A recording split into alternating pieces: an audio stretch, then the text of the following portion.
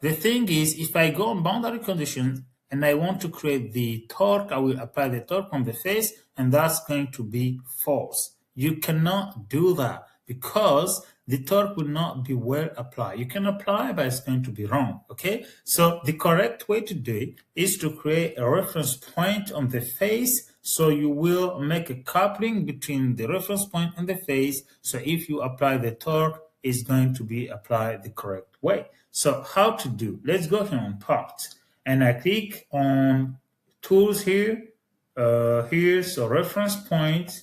So now I can click the center here of the face, and now I have my reference point created.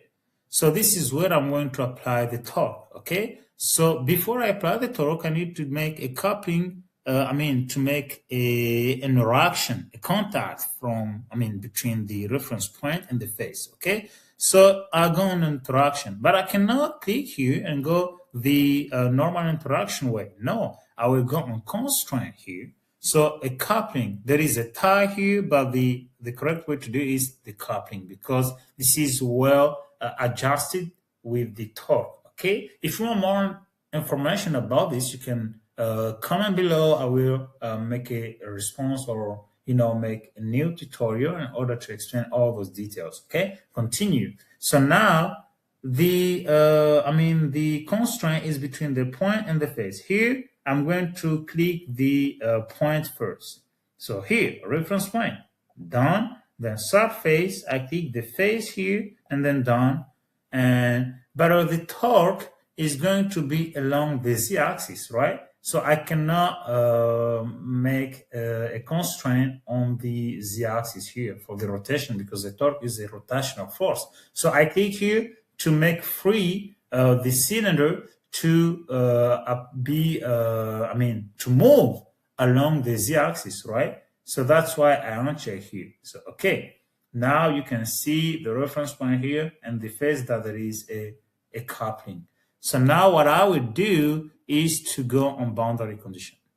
But here, boundary condition. So first the torque. So I click here on load one, let's give a name, let's say torque.